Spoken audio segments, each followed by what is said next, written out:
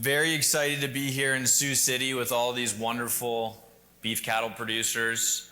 Thanks so much to PLA for putting this together and for the opportunity to speak here with you this evening. I'm Henry Airwood. I'm the founder of Farmshare. Tonight I'm going to share a little bit of my story, the company I'm building, and the future of the beef industry, which I envision. The future of our industry is dependent on us solving some pretty foundational issues in our supply chain. This is a problem. This is the US food dollar. It is a report that the US Department of Agriculture publishes every year to represent of the average dollar that a consumer spends at the grocery store, how much of that dollar makes its way back to a producer's pocket. It's staggeringly low.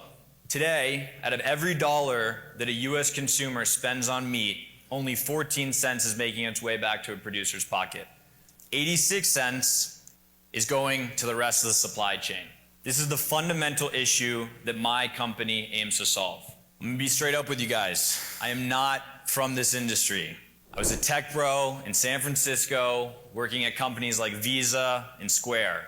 But don't judge me, people can change, I certainly did. During the pandemic, I, like everybody else in that city, was living under a totalitarian regime. I mean, it was pretty grim. The only glimmer of hope that I had was a recently aired show called Yellowstone. You probably heard of it. And I got so fired up for this show. I mean, my wife and I got so excited to tune in every single week. And what was really fascinating to me was the very deep disconnect that was drawn between my grim reality living in my small apartment in San Francisco and then Kevin Costner gallivanting across the hills of Montana on horseback. And I looked to my wife and I said, that looks a hell of a lot better. And so we packed up our stuff, we got in our car, and my dog, my wife and I, we moved out to Montana. We found ourselves in a town of about 150 people in the Shields Valley, Wilsall. And we pulled up to a 7th-generation cow-calf operation, and I got my ass kicked. Because I didn't know what I was doing. Not at all. But I showed up, I checked my ego at the door, and I worked hard. And I learned a lot. One of the first things that I learned was this ranch was facing hard times. I mean, they weren't making any money. And this didn't really jive with my preconceived notion of what it meant to be a beef producer. Because, you know, for me, coming from San Francisco, I was used to paying $75, $80 for a ribeye at the restaurant. And I would think to myself, man, these beef producers are rolling in it. But I was wrong. Because what I didn't understand is that there were 7 middlemen that sat between the ranch I was working at and the end consumer of that product. And I started to ask myself the question, why? Why?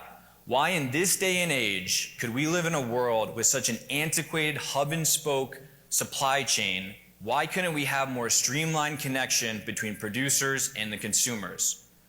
Distribution that returns fair financials to the producers and promotes a more transparent supply chain. And ladies and gentlemen, for the past 2.5 years, that is the very problem that I've been trying to solve.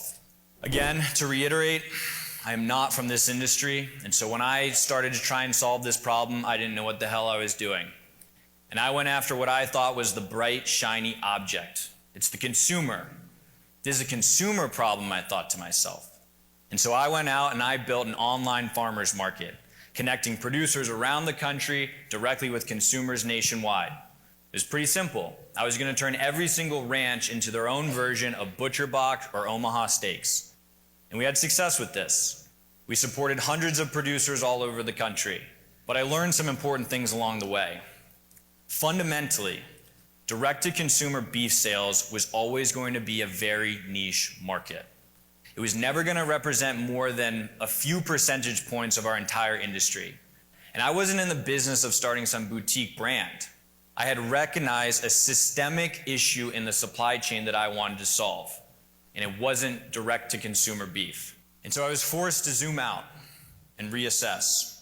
And so I took a look at the supply chain, and I boiled it down to what I thought were the 3 core components of the meat supply chain: producers, processors, and the market.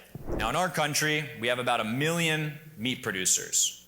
On the other side, we've got like 250 million meat eaters. Thankfully, like only 4% of our population is vegan and vegetarian. God bless their soul.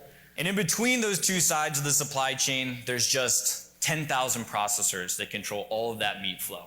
Well, 4 companies control 85% of that. Supreme consolidation. And that pinch point has led us to a state where independent producers are the supreme price taker. Independent processors are underutilized and they're struggling. It's no wonder why this is the problem, because these big packers continue to invest in growth. They continue to invest in the future. They've got entire technology teams that are just, set up to make these plants more and more efficient. And what a deep contrast that is from the independent processor. If you went into any local locker around here tomorrow, I bet you'd be hard pressed to tell me whether they were doing business in 1985 or 2025, because the tools are the same. They're still doing everything on pen and paper and phone call. How are we supposed to compete if we don't even have the same tools? And so this was the aha moment for me. This is when I recognized that if we really wanted to fix the supply chain, we had to start with the processor. And we asked ourselves, what would it look like to create the largest network of processors around the world without owning a single plant? What would it look like to have a platform that empowered independent operators to run more efficiently, to maximize their throughput, and to reach greater capacity with their plants? And so that's what we built. For processors, Farmshare streamlines operations and strengthens the connection with the producer. For the producer, Farmshare enables access to book directly with independent processors and access to participate in wholesale procurement. And for the market, we provide a unique opportunity for wholesale buyers to buy from regional supply chains in differentiated value-added products that the big packers just can't compete on. Now listen, we're not trying to completely abolish the current system that exists today. No, we are in the business of empowering independent operators so that they can compete.